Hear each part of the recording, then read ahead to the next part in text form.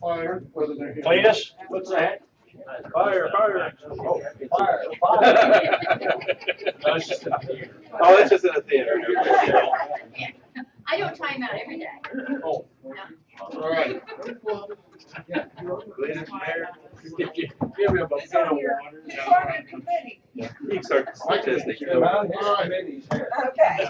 We're gonna start fire at 7:20. Shoot, what you do? Okay. Yeah. Okay. Very good.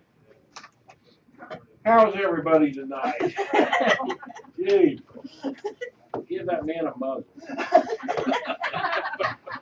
I think for 2012, he definitely is. Definitely spoke a lot more than I. You might have to be today. I think, yeah, today, Where are they Well, citing nine comments quarter, on nine your and we agenda? had Where did we get out of here that last one? Where Where are they citing comments on your agenda?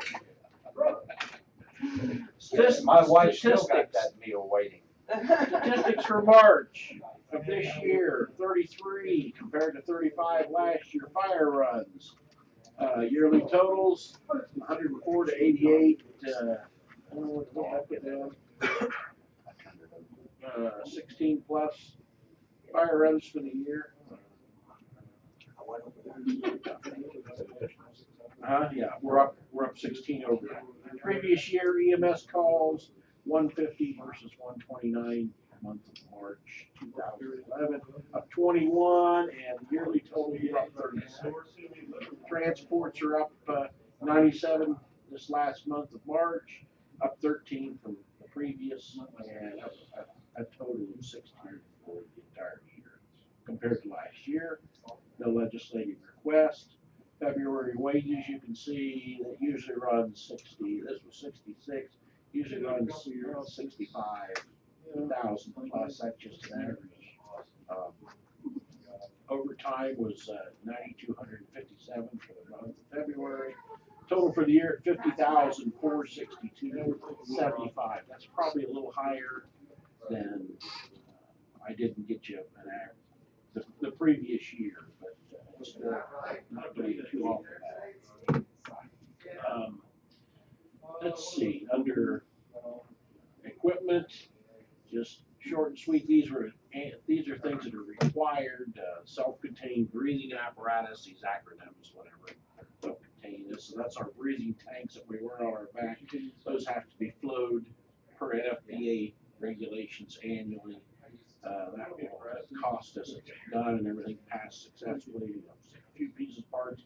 That was probably $3,300 to have that done. And I'll get you exact numbers before you quote that. And then fit testing is required annually. We had our personnel fit tested. That's about $32 a person. That's all every year. Now that fit testing, is that fitness or is that? That actually is fit testing on the masks. If you worked in industry, you'd have to have a regulator fit to your face. And it's kind of ridiculous because the majority, 95% of our people at least are wearing medium-sized masks, and that's what we normally carry. But if you gain more than 10 pounds or lose more than 10 pounds, you've got to be tested again in the same given year. Does that include your volunteers? Yes. Okay. We're required to test everybody. The mask, and they bend over, they just, it's just a test that they don't get a break in their seal on their masks and such. So it's just something required annually. Under personnel, Steve Gregory showed me his MRI stuff. He has a torn meniscus and is going to have knee surgery. I told him, don't worry about it until next year, but anyway, I'll be gone. But so anyway, that's something that's going to happen. He has not set up a schedule, but because of the job that he does, he'll probably be off about 6 weeks. So those are things, we didn't have any of that last year, and we had a great year in overtime, so this will add to the issues. But so anyway, that's going to take place sometime this year. Under training, we're gonna have a joint training on the 18th with, that's Licking Township Fire Company, which is out of Jacksontown. Fire Department, we're gonna go to the golf works and, do some drafting, which is something we don't do in the city very often. But train with them and go from there. Old business, the rescue replacement, you know, we keep talking about this. We'll bypass that for a minute because I'm picking up later. EMS software update. The mayor, Eileen, Moore, and myself, we're all gonna have a meeting on Wednesday. Eileen is going to pick up a portion of that. I talked with her today. So they're, I'm just gonna take a portion, what do you mean? well, she's working on it. She wants to talk to the mayor about it. But that being said, this may be a good time to negotiate. She may want to see a little increase on her cut? Well, yeah, as far as what she's getting to process the EMS report, because she has not had an increase. And That bill? doing it, 6 years? No, 7 years, 6 years. doing it dirt cheap. How are the volumes went from 06 to? There hasn't been a real significant increase. I'll tell you, you know, we wrote 2,000 total calls, and most of that's EMS calls several years ago, and we were down actually a few calls last year, but so they've stabilized, but since 2006, our EMS calls have gone up a couple hundred. What kind of a contractual relationship do we have with them, and how often does it renew? I can't remember. I'll tell you, Jeff, that's something I don't get involved in at all. I mean, that's, you know, that's been the mayor and Heath, but anyway, she just wanted to talk to the mayor about it, and I told her I was gonna bring that up for her tonight, but, so I really don't have you a good answer, but she is willing to work with us on that. The first few years, she would try to come in and visit us, and kind of make a presentation, make a report. I know it was real critical the first couple of years because it was all new for everybody. And she came in last year. Okay, so she does make at least an annual visit? And anytime, if you want her in here next month, it's just a matter of making a phone call. I'm not- I'm just saying, but no, she does make it. I've been out of the loop for a couple of years. I'm just trying to make sure I Yeah, she understand. came in. Okay. Yeah, I think she's one of the best public-private partnerships we have. Right, and I would. It's been a real you know, success story for both sides. It has, and she has been wonderful to work Yeah. with. I just cannot believe how well everything clicks between the city and her, and the information and all that. And I would have nothing, you know, I would never want to see them break, being local and everything else. It's just She got some of the same core support staff that she's always had there, is that? as far as, yeah. Okay. I think they're gonna be moving to another building kind of across the street next to the funeral. I think that was part of the secret of her success. She had some really solid support people. Really knew what they were doing. I still have some concern about the total cost of this one. Cost per year to maintain it. I know it seemed to be like awful high. 12 grand. $10,000, 12 grand. 12 grand. you know, that's a lot. Buying Into the maintenance, you know, we're buying into it, and then to have a maintenance fee of $12,000 a year seems awful high. It just, I still have concerns about that, Chief, so. into, right, and just, we're gonna have to kind of wait until Yeah, they meet with negotiation. okay. So, I mean, that's the latest, greatest I can give you. Actually wrote a PO today, with a 3-month prorated for Clayton and everybody. Yeah, you'll be happy about that. At least you seen that, one question. One time, yeah. So anyway, EMS, under new business, we purchased, processed a PO to purchase self-contained breathing bottles. They look expensive. If we bought we're buying them from the factory. These are 30-year bottles versus 15-year bottles, and they're $700. If we were to buy the same bottles from MSA, we would pay $1,500 to $1,700 for them, and we're paying about $700 for them. We're buying just 6 at a time. We're still waiting to hear. We've not been kicked out of the 2011 FEMA grant, and of course with that was all new self-contained breathing apparatus, new tanks and things like that. These are some that have expired that I've just replaced a little bit at a time, kind of dragging my feet as long as I can. $4,364 worth coming out of Fire Levy 1. Just under other business, we had a cardiac arrest that crew did a nice job on, resuscitated the guy. He wasn't in the obituaries, that's a good sign. Over the weekend, and Also, you mean he was okay after you got into the hospital? He was still. That's great.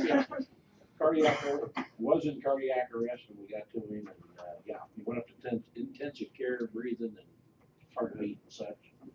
And then, of course, we've already talked about the Hopewell 13 accident. He slept through. But, you know, back, Put him on the block, boy.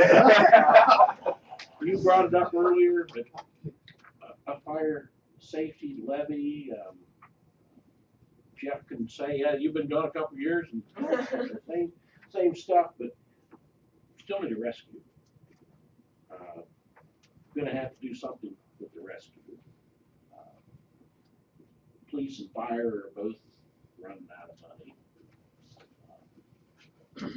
And we've got to do something. And I know we've talked about this for several months, and I just kind of let it slide. We've got to do something. I still think safety levy on the agenda coming down the road or whatever may be a way to go. I mean, there's some things that we can may be able to replace hit up industry for some donations, possibly for some of the payment on this rescue. But bottom line is, we're both we're going in the hole. He definitely needs increasing, and a safety levy would help defray costs and put a little bit more money back in the general fund. You know, I think that, you know, the mayor can say it and know that you said earlier today, and I agree completely. We can't spend $1.25 when we're only making $1. And people have to realize if they want some of this stuff, then we're gonna have to figure out a way of coming up with the money to pay for paving the streets. We're not gonna pave any streets this year. I mean, we've gotta do something that.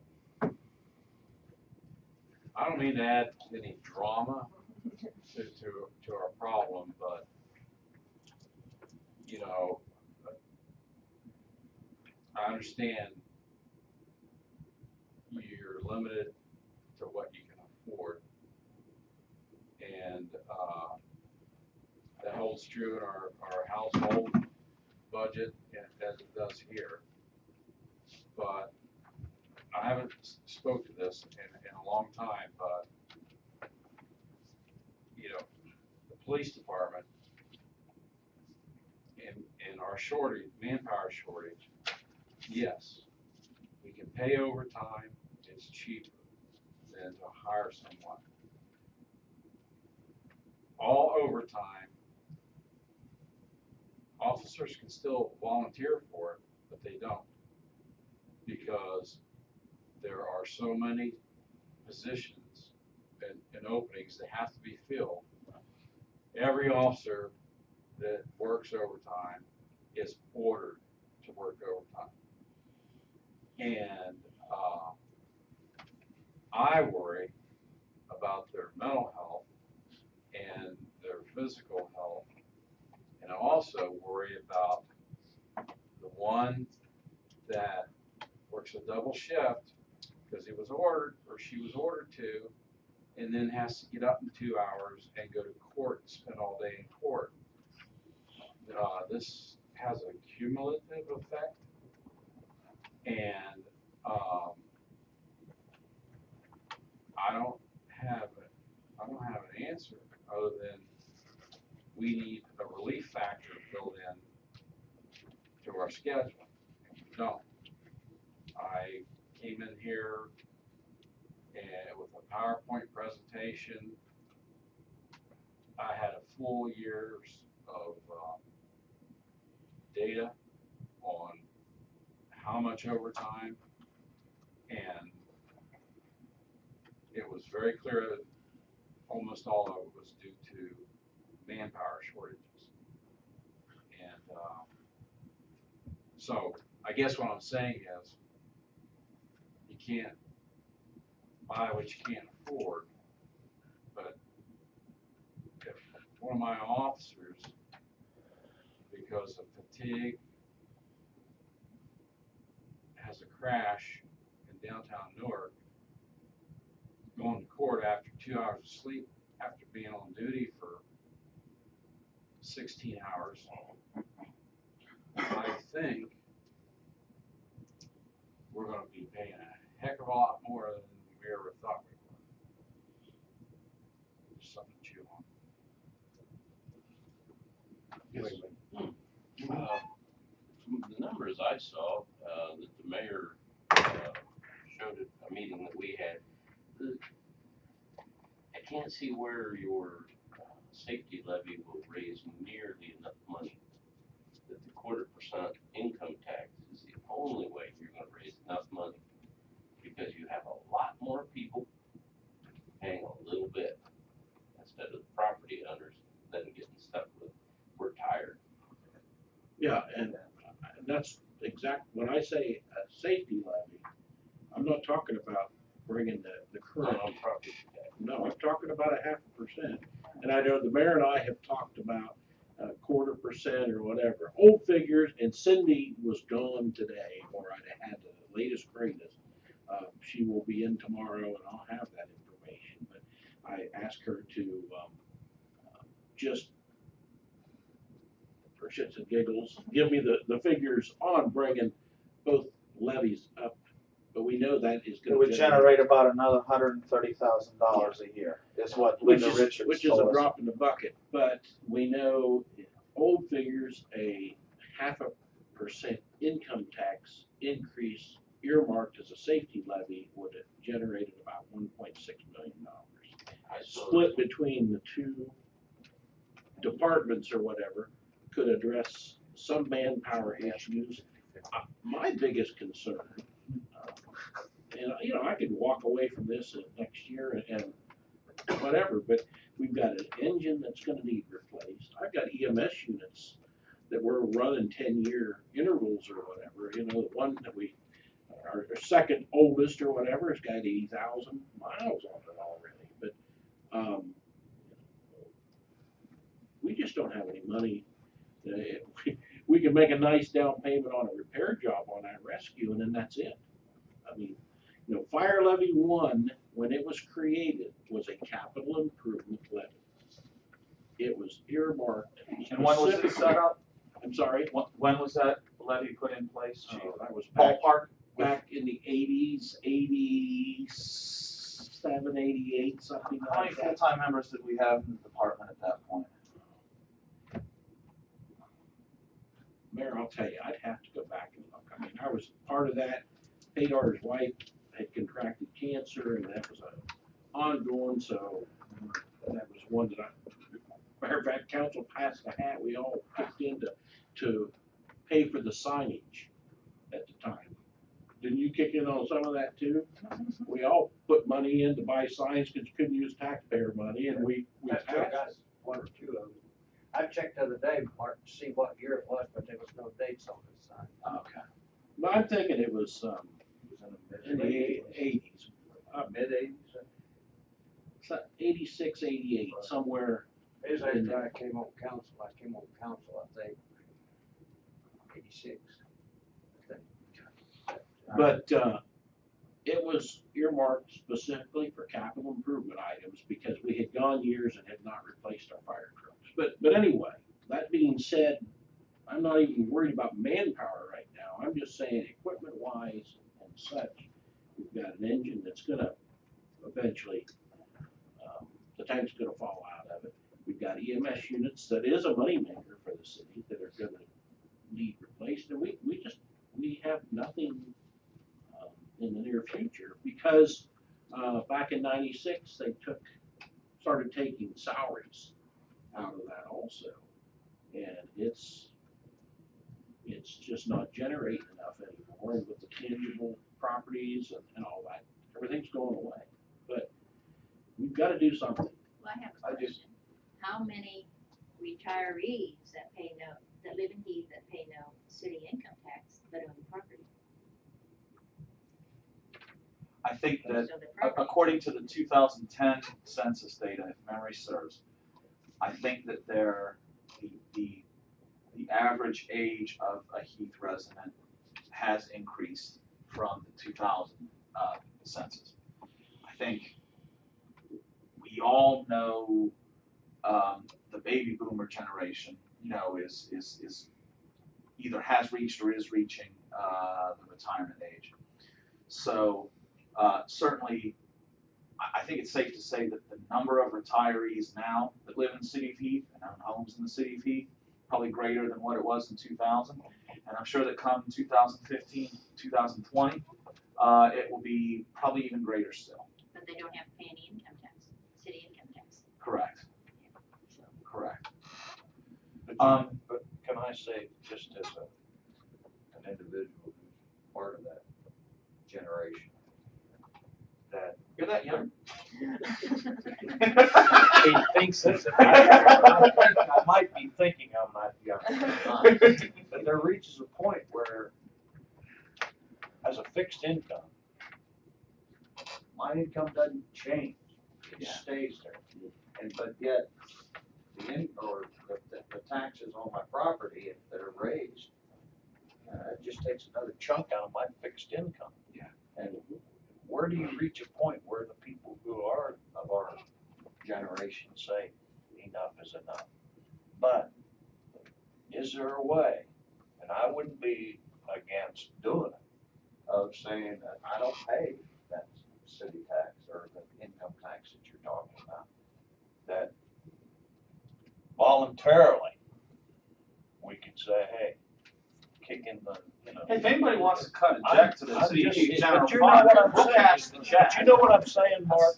I understand what That you're saying. You reach a point where the people who are, and I look at it from two I know ways. I know this isn't finance committee tonight, and we're talking about a lot of finance information. Let me.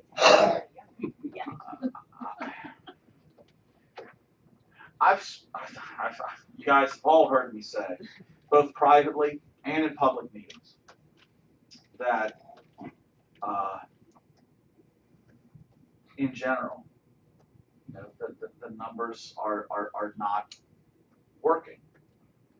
I've told you all, and I'm saying this more frequently in front of groups of people, that in 2011, I'm so pleased to see how month in and month out in 2011 we were beating the 2010 month, collecting more through the tax department and more each month. And I was hoping that the process of putting the 2012 budget together was going to be easier than putting the 2011 budget together. But as I started that process and saw that despite the fact that we collected $450,000 more through our tax department last year than 2010, If you were to back out the money that we got from the insurance company to pay for the damage at the Davis Shea house during the tornado, which of course that money came in this way and went right back out the door this way on the repairs. If you back that money out of the numbers, the general fund revenue to the city of Heath declined in 2011 compared to 2010, despite the fact that we had that increase. Now, let me tell you what that says to me. First of all, if you look at where the decreases happened, you're talking about the estate tax. In 2010, we collected about $240,000 in estate tax. Last year, we collected about $40,000. This year, we've already collected, I think, about $240,000. But we also know that this year is the last year that the estate tax is going to be in place. I understand the arguments on both sides, but for us here in this room, what that means is a revenue source gone. That the city over the past 6, 7, 8 years has averaged about $200,000 to $215,000 a year in collection. The local government fund was reduced quite substantially in 2011 and is going to be reduced even more here in 2012. And despite the fact that when the state instituted an income tax statewide and used the local government fund by, with local governments as a means of garnering support for the collection of a state income tax, if I had to bet, we will probably see further reductions in the local government fund in the next 2-year budget that's passed in 2013.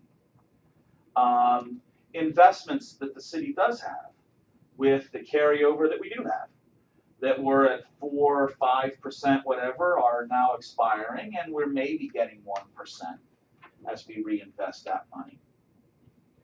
So, now you're looking at a situation where I'm continuing to hear chatter at the state level of wanting to standardize statewide the local income tax process, if not actual collection of the taxes, certainly the rules and policies by which it's done.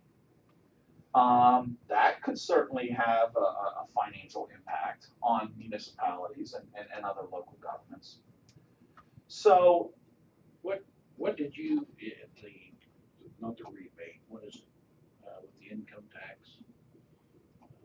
Credit if you were outside the city. Credit for the other side. You had told me figures at one time. Yeah, well, right now we have a payroll income tax. We have an income tax rate of 1.5%. If you're a resident of Heath who works outside the city of Heath, assuming that the rate to the local government that you are paying, which is where you work, assuming that rate is great or is equal to or greater than 1.5%, which I think in the central Ohio area, at least most of them are, either equal to or greater than 1.5%. If you live in the city and work outside the city, you get a 1.25% credit on the 1.5% tax. So, to put it in simple math, which is what always helps me, let's say you made $50,000 a year, which is a pretty decent blue-collar wage, right? If you made $50,000 a year, and you lived in the city of Heath, and you worked in the city of Heath, and you're paying to the city of Heath $750 for the services that you receive from the city. If you made that $50,000 living in the city of Heath but working outside the city, and got a 1.25% credit, then that means that you would pay 0.25% to the city of Heath, which is $125. So that person's paying $125 to the city of Heath. Now, obviously, with a population of 10,000 people, 10,300 people, although we don't have near the number of middle-class blue-collar wage jobs that we did, say, 20 years ago, we still have far more people, I think, that work in the city of Heath than live in the city of Heath. We collect that 1.5% from them through their payroll tax. So the way I did the math, and this was using the 2010 figure, because again, it was a nice rounded figure. We collected $5 million through our tax collection department in 2010. That, and hardly anybody paid profit tax on their business in 2010, so most of that was just payroll. If you collected $5 million with a 1.5 rate and a 1 1/4 credit, if you had a 1 3/4 rate, even with a 1.5 credit, if you raised the rate a quarter and raised the credit a quarter, my math said that you still would generate about $900,000 more under that math. All right. You know, the chief's right. We have major expenses to equipment that over the next, you know, few years are going to need to be addressed. Chief Shepard's right in that there are staffing needs in the police department as well. If any of you read what I wrote in the Join the Fund that you recently got in the mail, I meant every word of it. I can tell you that I just recently sat in on an interview, a potential business in the city. When it got to the topic of the city and the area, they asked about our water and wastewater capacities and capabilities. They asked about our fire and police protection. And in the very next sentence in the paragraph, they asked about what is the quality of life in the city of Heath and in the area. What is there to do? What recreational opportunities are there? What you know, a company that's going to make an investment in the city of a substantial size is in all likelihood going to be relocating some of their employees to this area. They want to relocate their employees to an area in which their employees want to live, because they don't want those employees to get here, think that this isn't a nice place to live, and then quit and look to move back where they came from or whatever. So having recreational opportunities, having things in our Parks and Recs department is very important to the process of economic development.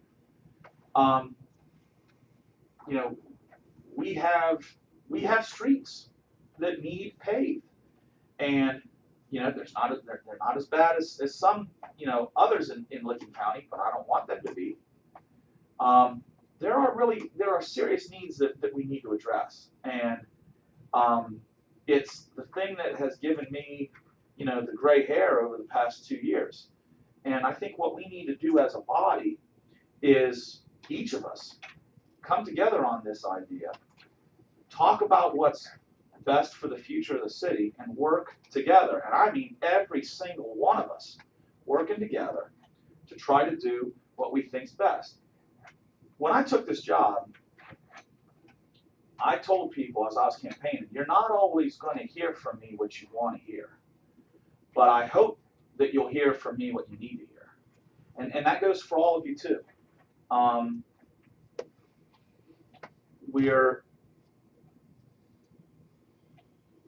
All municipalities are driving toward the same cliff.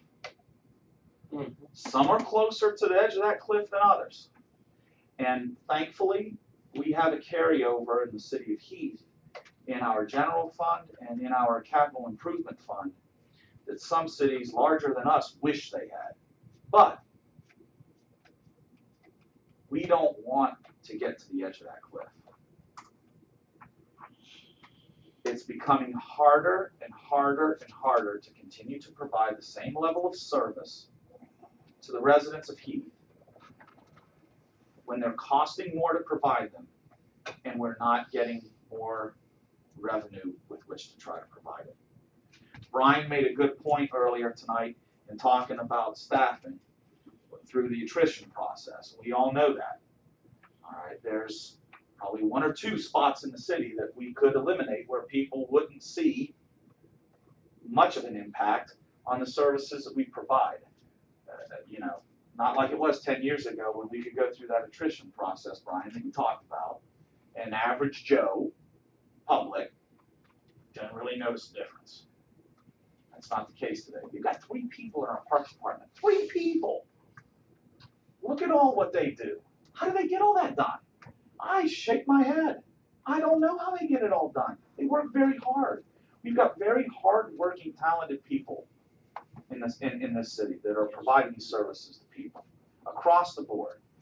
And they all do an important job for a city. And it simply comes down to this. We are going to have to, I think, begin having conversations with the people of Heath about the fact that we can either be a city in which people are capable of living, or we can be a city in which people want to live.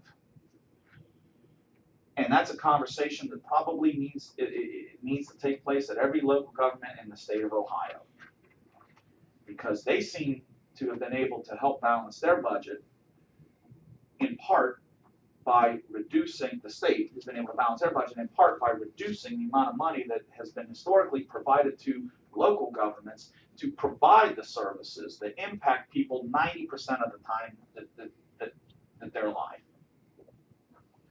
And it's becoming increasingly hard to do that. And like I said, I think it's something we need to, it's a tough conversation to have. Believe me, it's a tough conversation to have. But if we continue over the next years to sugarcoat this, or continue to rob Peter to pay Paul, the way that we've done for a few years now, and see our balances dwindle, we're getting closer to the edge of that cliff.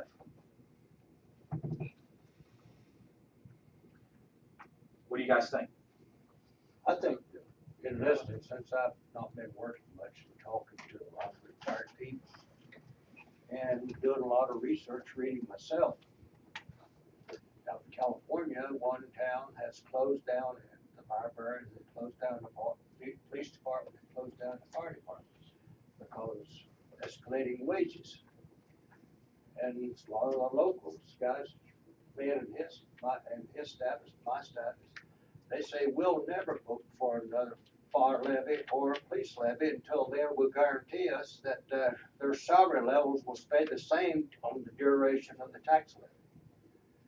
So people, they're thinking now. They're not dumb. They've got a lot of information coming to them. And the way I've looked at it for years, Ohio has a wrong tax system, because you shouldn't burden Dwayne and work ethic, Tim, and all these people still working to pay the income tax. I know where I'm from in Tennessee, I don't know, I thought they were dumb down there, but they're smarter than we are. They got a county board of commissioners, and they adjust the sales tax every year for what the needs are.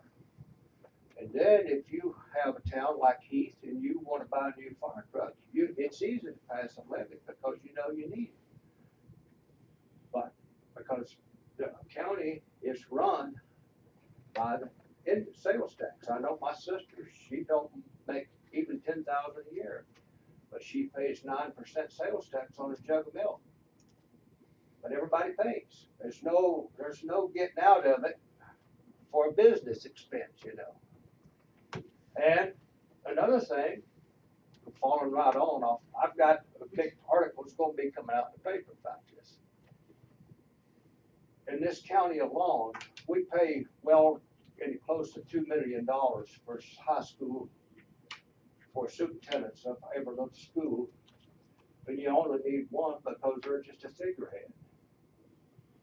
So the next way you can read, there's many ways, but the state, our legislators need to work and instead of being a Democrat or being a Republican, you know. Down in Tennessee, they could care less. You ask most of them down there why they're a Democrat, and they say, I like to ride a jackass instead of an elephant, you know. And that's about as far as it goes, because they look at what it costs to live. And I just think, you know, the whole system needs to be overhauled from the state level down, because it's not fair for you guys that's still working to pay the income tax for me or a new fire truck to protect me when I don't contribute up hardly up whatever, you know, Debbie takes out of my check from here, you know, that's only income tax out of that. You know, I'm through. you know, Cletus, though, you did pay it at one time. It's our turn. That's the way I see it, you know, and it's our turn. It is our turn. I If you mean, do it that way, though, those with fire- sales tax, everybody pays. Right. In Louisiana, in a Walmart, you pay 9% for some things, 5% for everything else. You don't get out of Louisiana without paying a tax on everything. But sales taxes, we have no control over. No. Yeah. I mean, the county We don't get any of that. regulates that. And We can't do a layover of So that's a where the 4% sales tax in the city. Exactly. We don't have that. Yeah. That'd If we could, then the answer is easy. be a tremendous option. Look Yeah. how much money is actually is done. spent in Right it here. within the Absolutely. That's You such better a believe huge it. Yeah. story. Yeah. But we But can't so do anyway, it. we're traveling way over here though, and the thing Safety. is, a levy or Yeah. Well, why not? You know, there's a number of different options that are available to us. One would be a safety levy. Okay. I might be wrong. I think we could go another $5 on the license plate tax. I think the local cap is 15 and we're at 10. We already hit No, that it's, 10. we're at No, it's 5 to the county and 10 to the city. What I'm saying is I think it can go 5 to the county and 15 to the city. I thought we'd maxed Yeah, we maxed it out. We maxed it out. We maxed it out. We maxed out a few Really? years ago. Oh, yeah. Yeah, we're maxed out. Yeah, the 5 that goes off the one and then the 10 that Yeah. goes out, that's the total of 15 that you can put on. We maxed it out. So you're saying that $15 is the max, not 20? Yeah, 15 is the 15 max. is the maximum. The county takes 5 and puts it in an R10. Okay, well then Yeah, we that's an maxed option it out. that's We not maxed it out. available We to us maxed to it help out. pay for We were the first to max it. street paving. Yeah, we maxed it out. We maxed it out. We could put in place a street and road, you know, maintenance levy. Funds dedicated for street paving, salting, plowing, the equipment to do those things. I mean, there are options that are out there. And I think we need to, like I said, I think we need to have some serious conversations about this and explore ways to go. Our problem is we were too efficient with our city. I mean, we tried to put a levy on, you know, a few years ago, and it got defeated. And the mayor at the time, you know, Dubs decided, well, through attrition, we, you know, cut some things. And all the departments, like you said, Almost Parks and Rec, 20% of the workforce. everybody worked with less or did with less, and then we did, like the MS billing helped us out. Uh-huh. The, you know, some of these different little things we've done, and John Q. Public out there hasn't seen a thing. The Yeah. street still gets plowed, the streets still get paved, the police still show up, the fire department still shows up.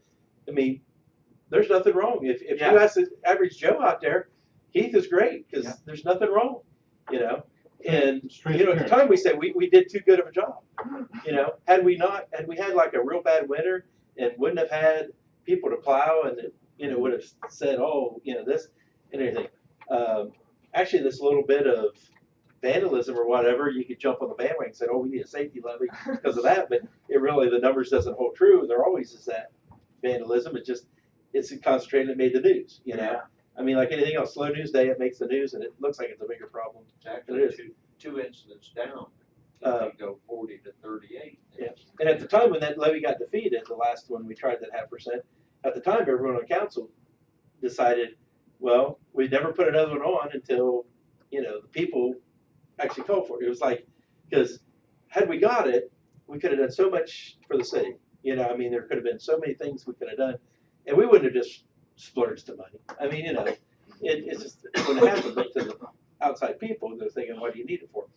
If we do any kind of levy, I mean, if it is specific for something, that's one thing and stuff, but don't do what Newark does and put a levy on and say it's for just this, and you gotta pigeonhole all that money right there, because later on, something will happen, you have to, something else go on, or like they did, you know, they estimated, oh, we're gonna bring in this much money, so let's build a new fire station, new police department, all that stuff.